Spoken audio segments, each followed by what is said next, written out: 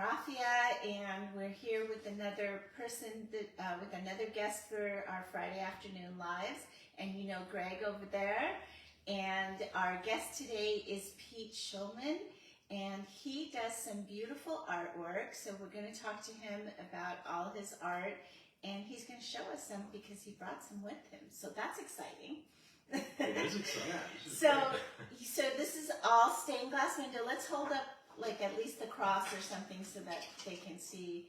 So he does these stained glass sort of art that you can hang in places, right? It's not necessarily a window, but you can hang it in a window. You could. You can make it into a probably like a dream catcher or what am I thinking of? Like a chime? You could. Yeah, you could. Various uses. Of course, stained glass, optimally, you want to put it in where light comes from. You want to get the light in. You want to get the light in, and that's what makes stained glass, and attracts people to stained glass. As opposed to, say, a painting, which doesn't reflect light. Right. So the whole principle of stained glass is really to get that light. And even be moonlight, even at nighttime, if the moon is hitting the glass just right. So the interplay with light is what stained glass is all about. So I started into this field about 22 years ago, but very in a part-time type of way. And 22 years ago. 22 years ago. Wow. So you were still working. I was still working for the city. And then, so Pete used to work for City of Culver City. Tell him what you did. I started with the fire department as a community service officer. So I did 25 years with Culver City, 24 years with the police department and the traffic bureau as a parking enforcement officer. Still hold some records with that. I wouldn't brag about that. Citation writing. But we might have to talk after, actually. I don't know. I would see you everywhere. I was everywhere. I was everywhere. I see you everywhere. That's right. Oh my God, there goes Pete again. I made the city a lot of money. A lot of money. So I did 25 years. I retired 18 months ago.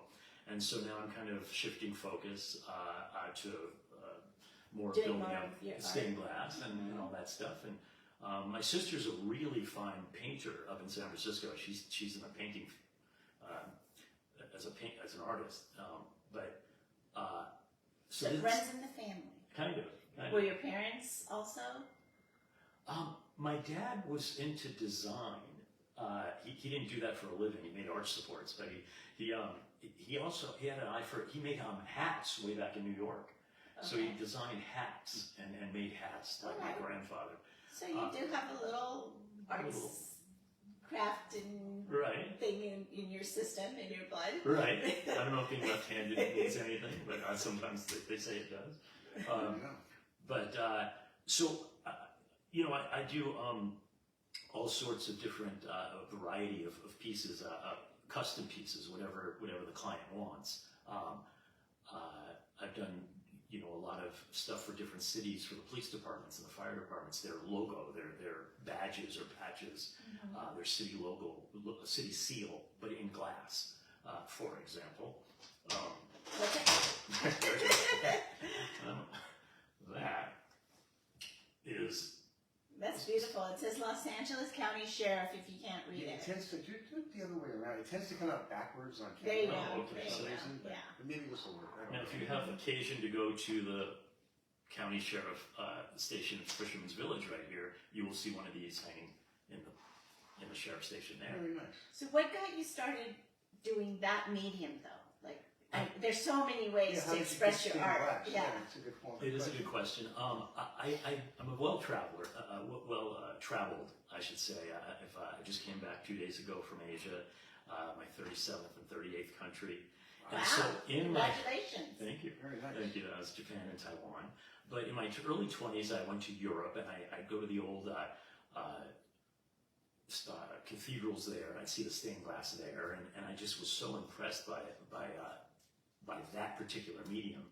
I like sculpture, I like that, but it didn't capture the way the light, captures it in glass.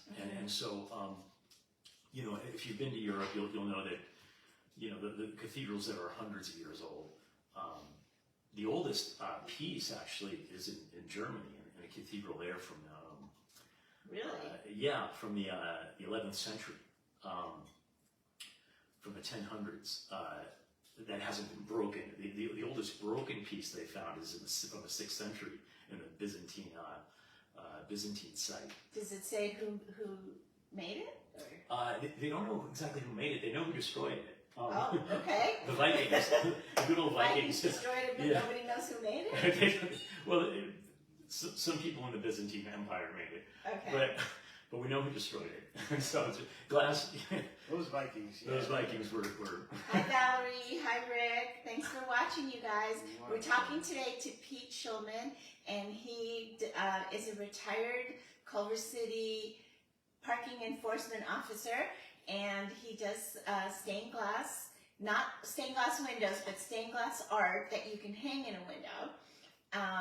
And they're small pieces to larger pieces. He can do logos. There's one there for the Lakers over there. Now, is that discounted now for any reason? Or Because it depends how good they are. yeah, turn that one backwards also, because I think this Sometimes come out. There you go. So different. Yeah, it does go the right way. Oh, there you go. Doing it Yeah. backwards. There Yeah. you go. Yeah, that's how it's spelled. There you go. I hope I spelled it right. Okay, so thank you for watching. If you have questions, please put it into the comments, okay? And I will read them, or Greg will read them, and we can put Pete to all the answers and put him in the hot seat.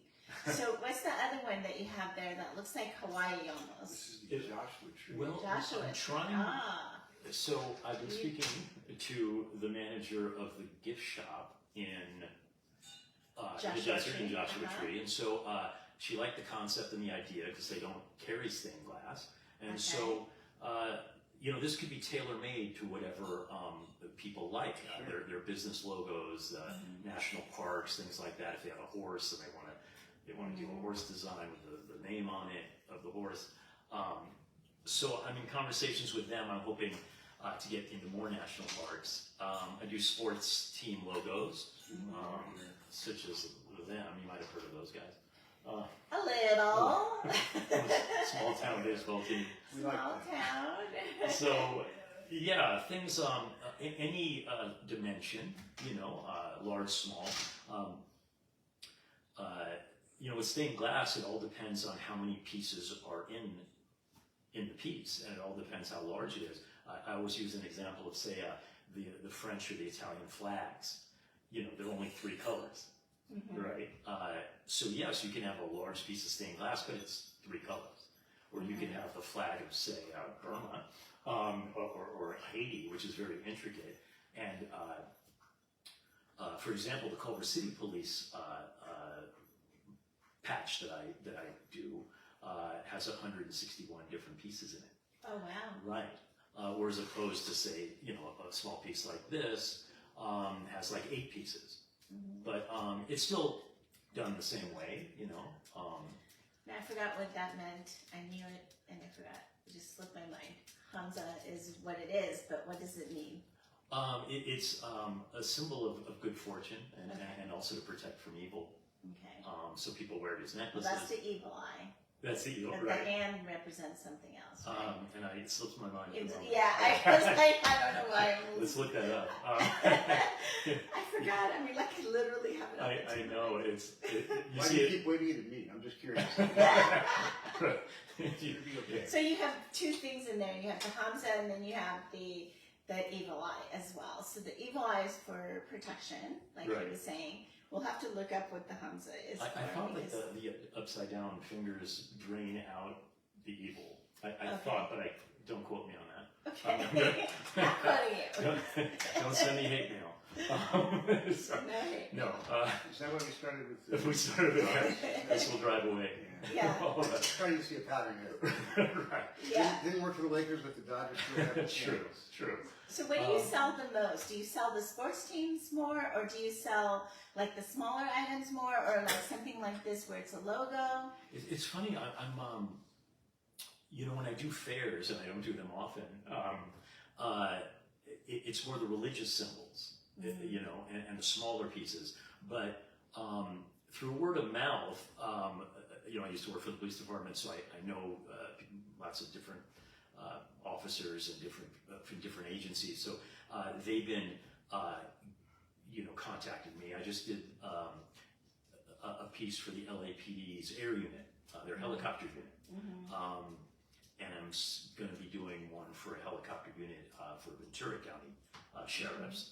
And so, but it fluctuates. People call for their family coat of arms, or their family business. You know, you have a trucking business, you have you know, a fish store, any type of logo can be done in glass, which just, you know, brings it out a little bit better. How long does it take you to do a piece like this? This is rather large. This is a large piece. Yeah. This is about 23 inches by 22 inches. So I love the green. Yeah, the green is really pretty. So in this particular, you know, the sheriff's patch is in yellow and green. So I do have two varieties. One's all yellow. So if you do, not that it's ever an assembly line, but you know, the first initial one is always the hardest. You know, it's always the lengthy one. So that might take, say, a week and a half, 2 weeks. Oh, 3 wow. weeks. Yeah, I mean, drawing it out. Because remember, stained glass is like a jigsaw puzzle.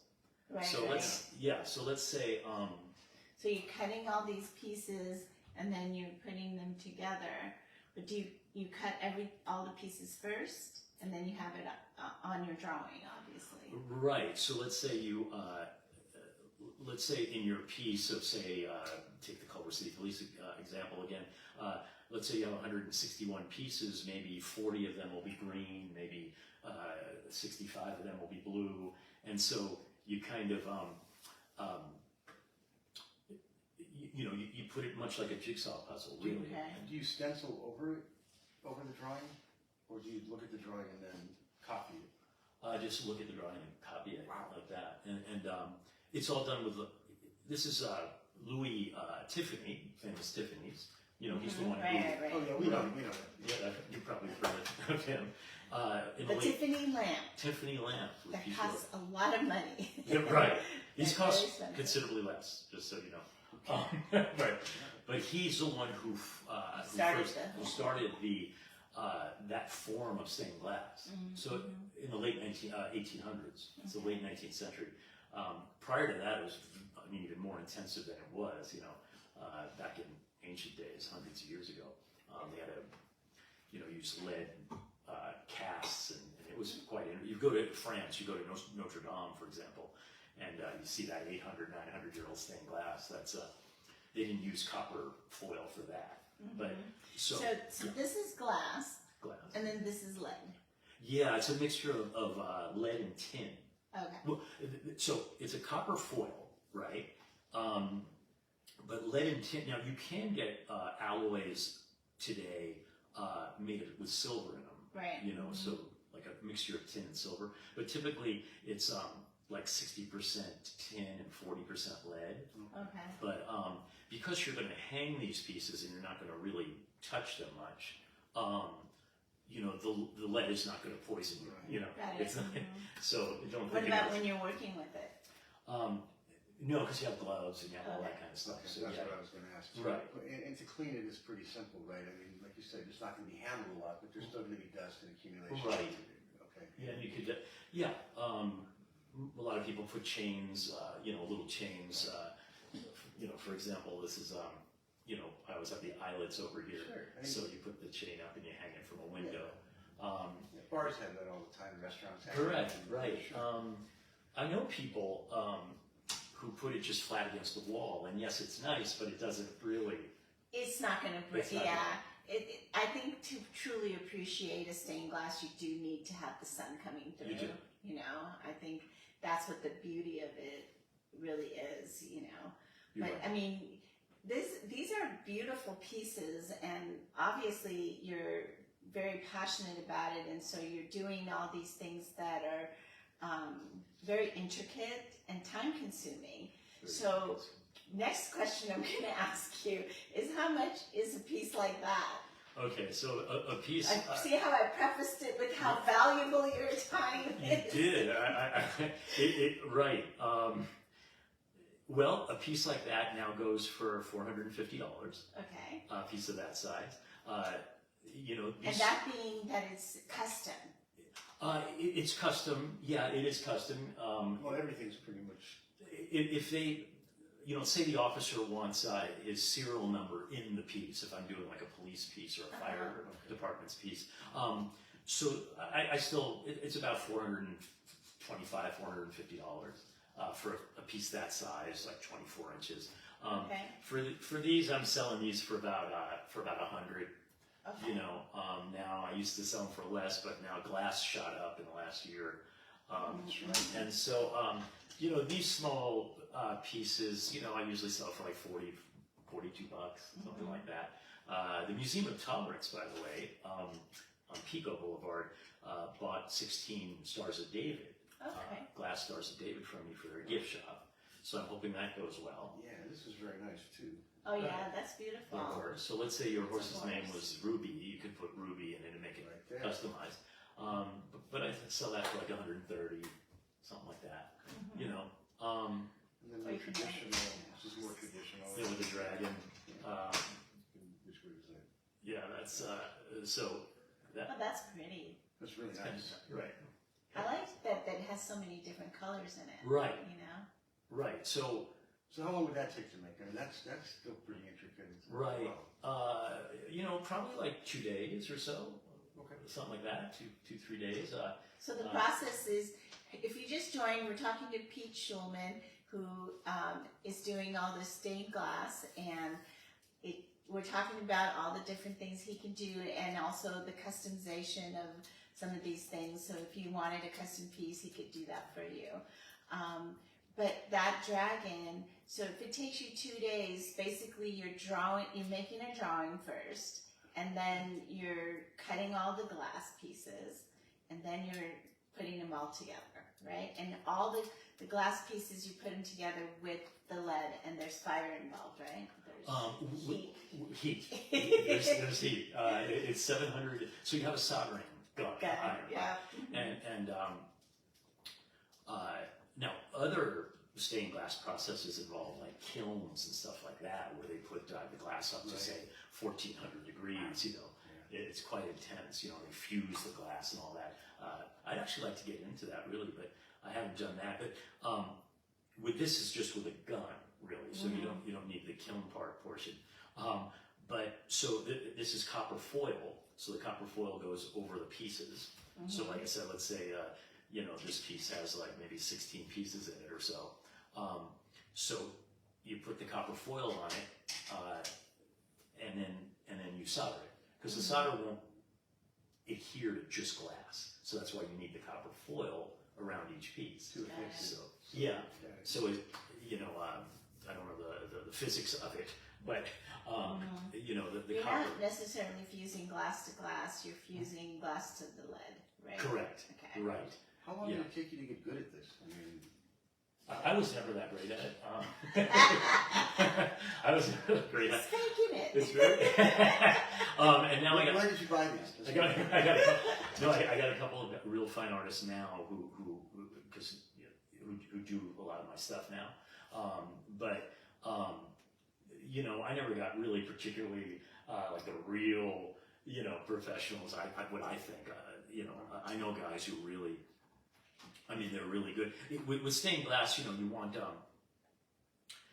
obviously the thinner the line is what makes it, really true, the measure of a great. In the like industrial glass, when you see like a train station that has a huge giant piece of stained glass, they can't use just thin copper foil to fuse the pieces together.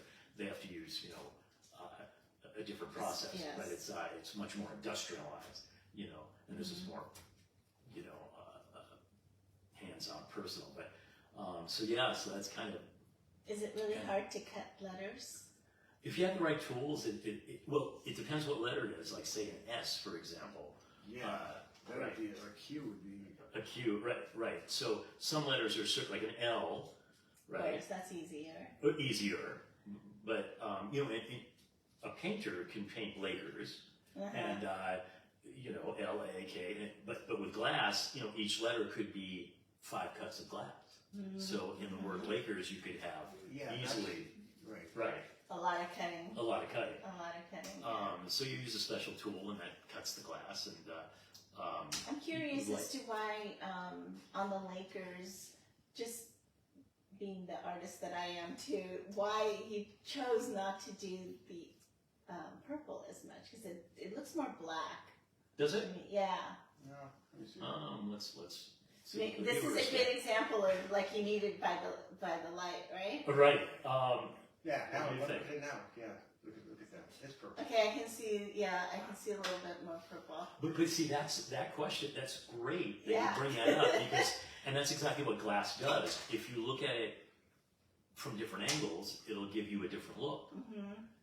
Unlike a painting or say a wood sculpture, glass depends on the daylight. If you look at it at 9 in the morning, or you look at it at 5 in the evening, or you look at it at night, at 11 o'clock at night, under a full moon or a half moon.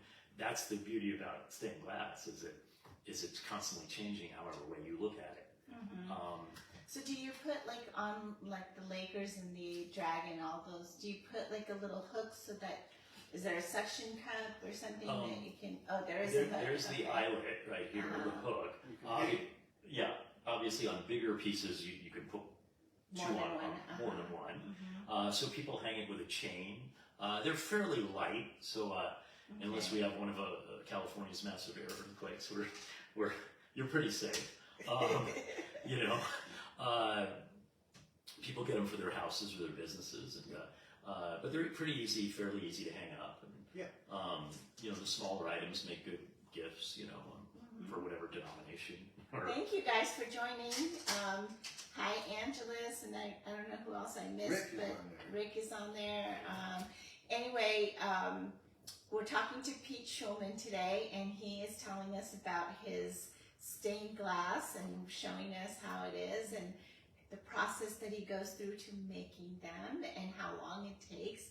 So if you missed some of that, you can go back and watch on the rerun. If you have questions, put it into the comments. We do have one from Angelus. She's saying, "Great job. Do you have different shapes?" So she's seeing all the round ones. Yes. Any shape the customer wants: rectangle, oval, square. You want it octagon? Do it octagon. Triangle. Yes. So yes, indeed. For example, like other sports teams, I would do in rectangular. Like the San Francisco 49ers. Since you do the cross and the Hamza, you could probably do birds. You could probably do flowers, hearts, all kinds of things like that. Correct. I think that's kind of what probably Angelus is asking about. What is the most popular thing that people want? Animals. Yeah. I just did 3 pieces for a lady up north in Northern California who owned 3 different dogs. So, obviously, unlike a painting that could get very detailed with a dog. So it won't be exactly like your dog. Right. It can look fairly like it, but not. Yeah, it's going to be a little bit different. A little bit different, and that's the difference between a stained glass and a painting. But dogs and horses and animals. People like butterflies. They like fish, even. Koi, for example, is a big. But then how often do you make those, or you don't make them as much? The animals. The animal.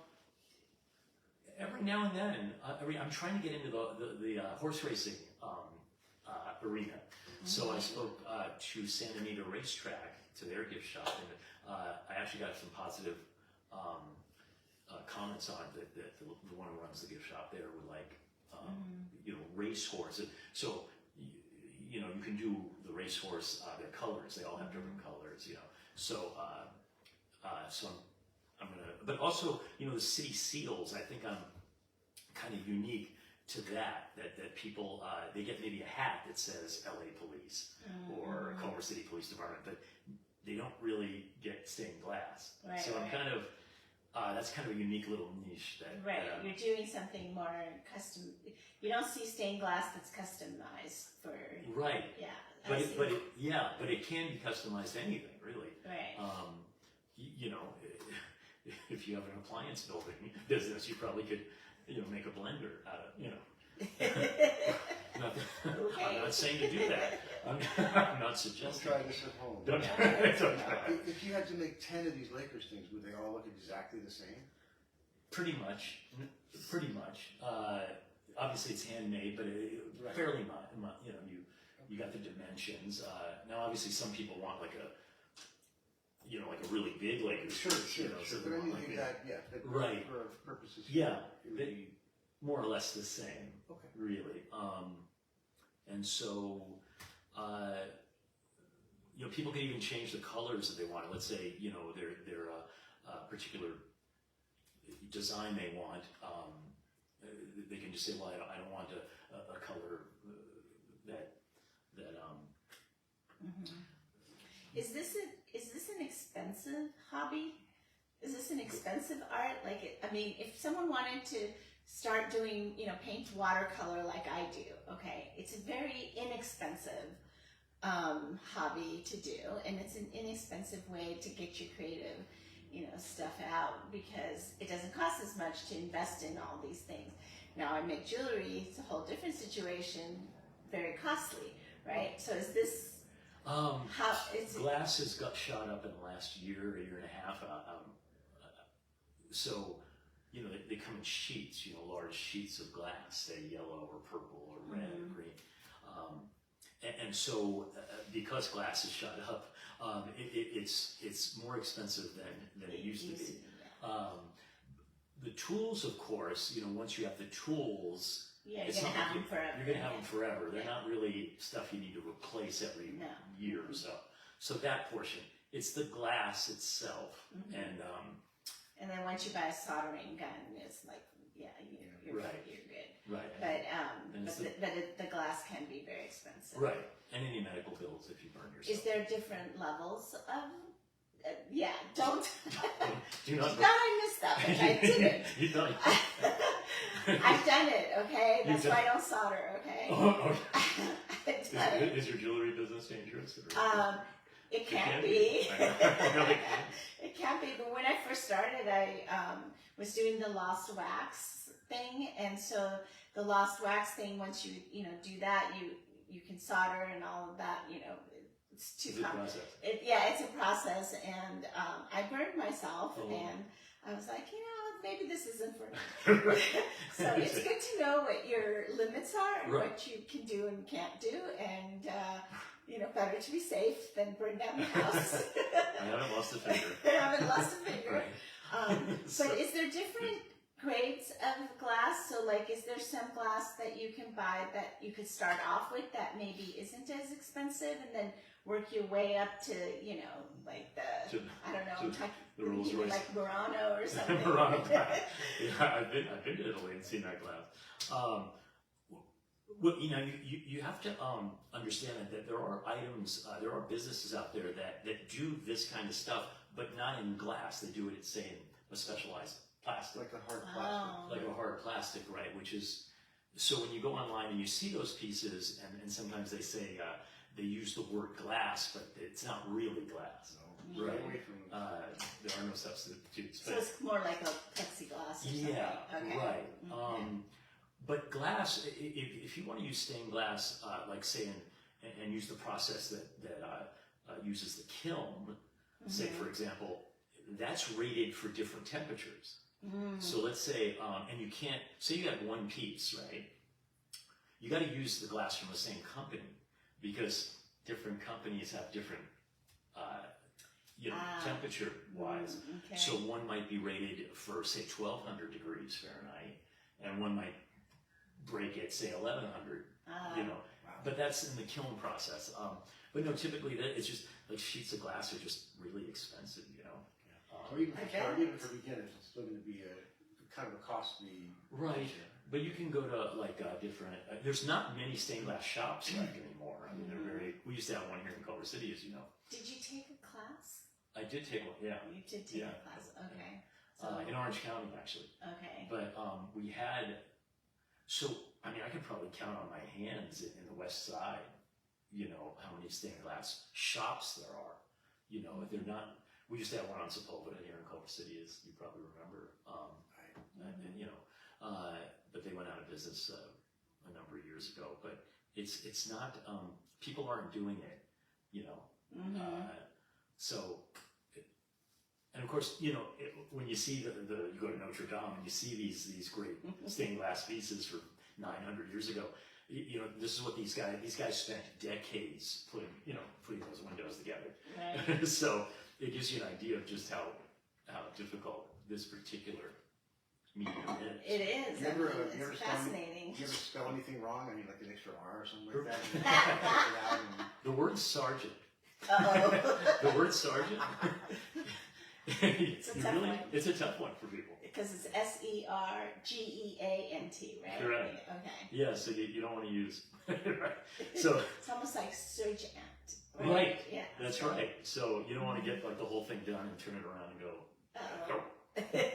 So, but they don't have like whiteouts for stained glass. It hasn't been invented, but that's a good. But Dodgers is easy for me to spell. Sure. If you guys just joined, we're talking to Pete Shulman, and he is telling us about his art of stained glass. It's not stained glass windows, but it's stained glass art that you can hang up in a window and really admire the beauty of the light that comes through it.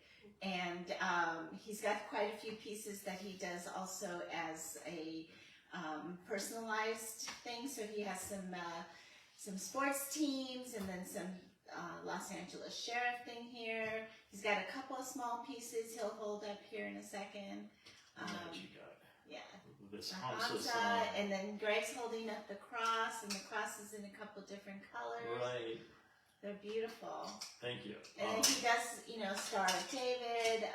He does a lot of different things. One of the things that I remember, so we are having a arts and crafts sort of biz fair that you can, show your business, whether it's product or your services.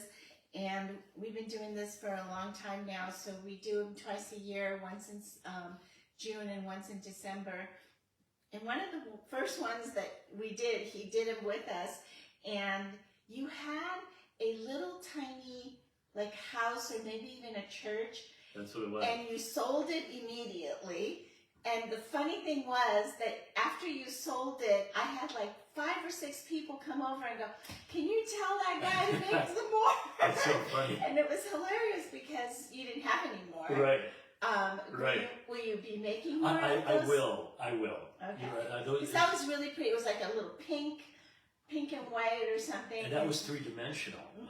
These what I brought here are flat. But those, it was a 3-dimensional church, and it had an opening at the bottom where you could put a little candle or light to really capture the light.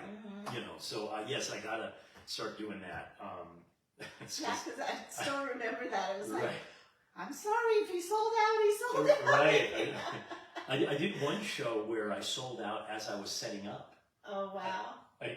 Some lady bought all this, and I only had I think one piece. I sold it before it even opened, it was out in Newhall somewhere.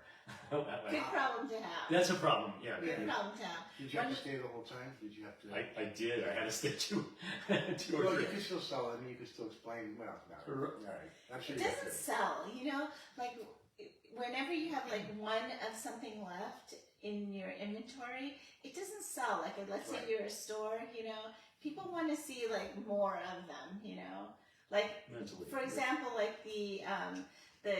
even the crosses. If you have 4 or 5 different colors, whatever, you're gonna sell them more. Exactly. If you just have one on the table, right, it might be harder. No, you're right. I can see that.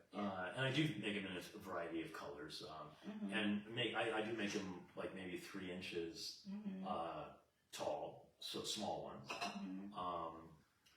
these are about 10 inches long, and they're anything, beautiful. anything can be, if you can dream it, You can make it can be done. So we're having our Biz Fair Bazaar on June 4th, which is a Thursday. It's going to be at the Culver City Elks Lodge, and it's going to be from 4:30 to 7:30 p.m.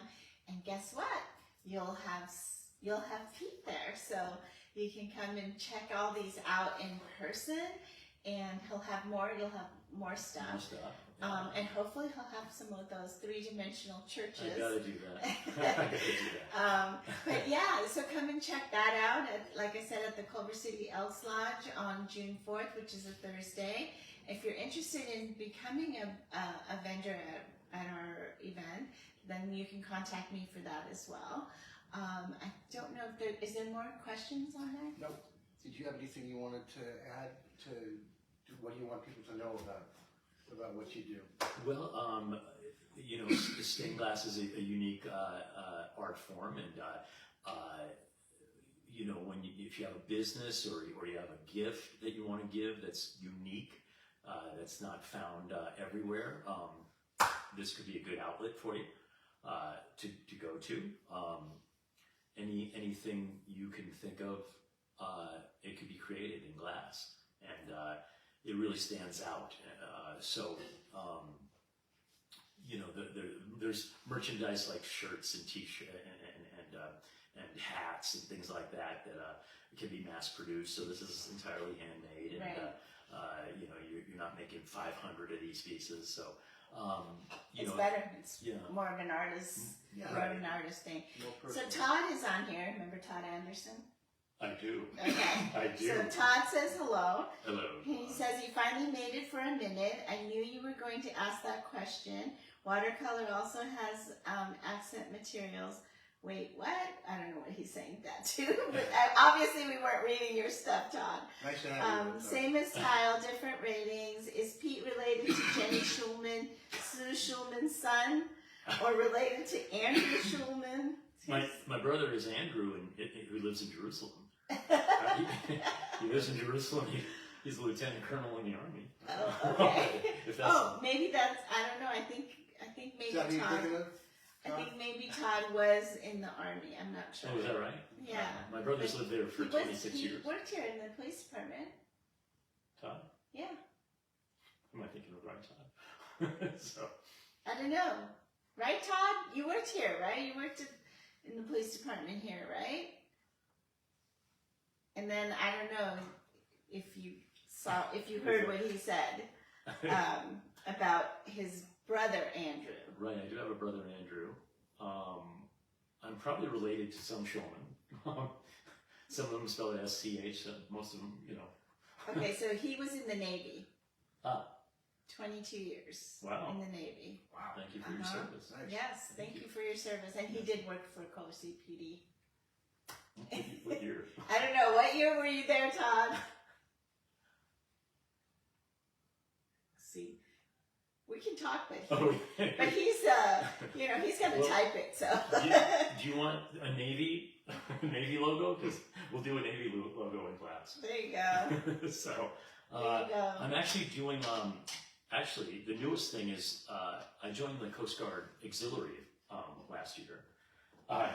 And so I'm doing designs in glass for the Coast Guard Auxiliary, the United States Coast Guard Auxiliary.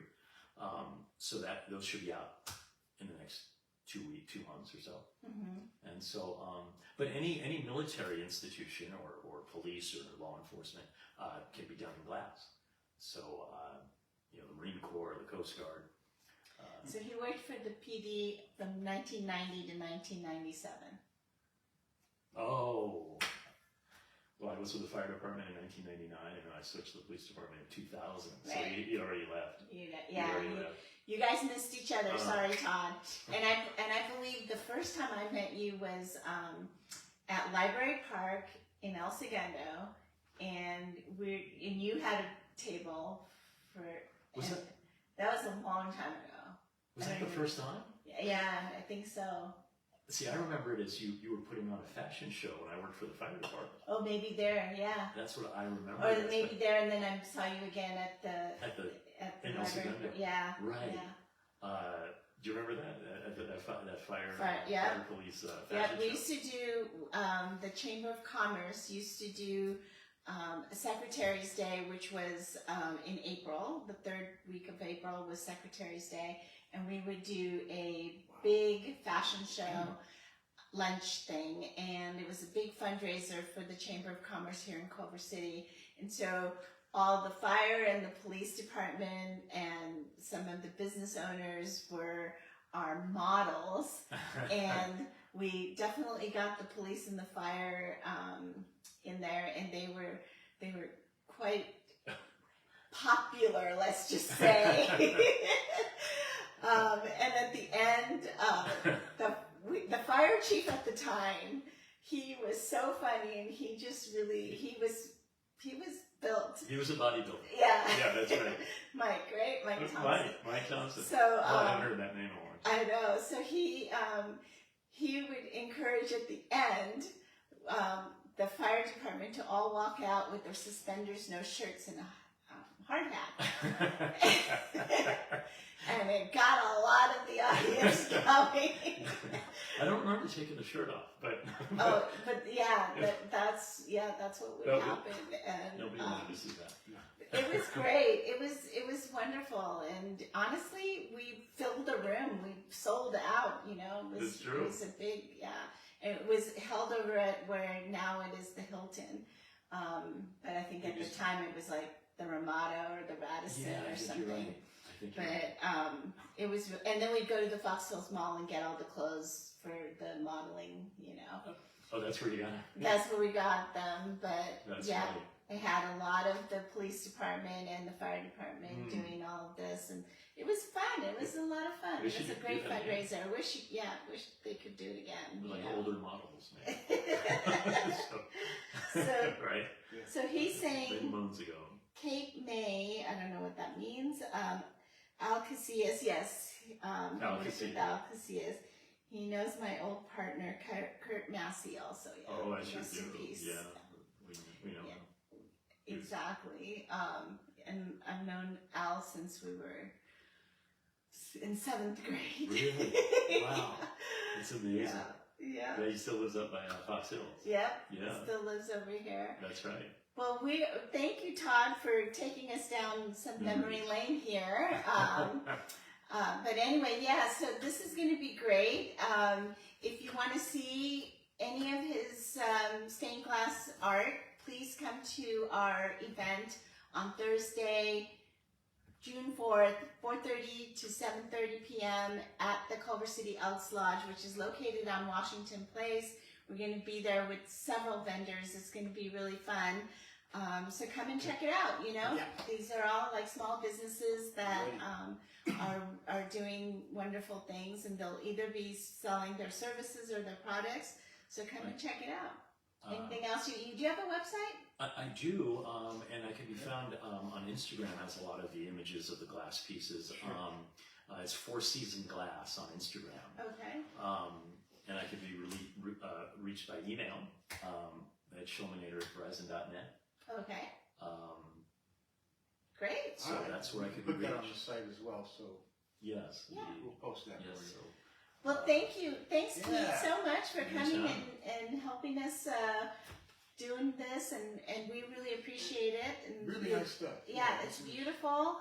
If anybody out there wants to come on and talk to us, come and join us. Yeah, we'd love to have you. Yeah. Thanks again, Pete. We Welcome. appreciate it. Appreciate All it. right, you guys.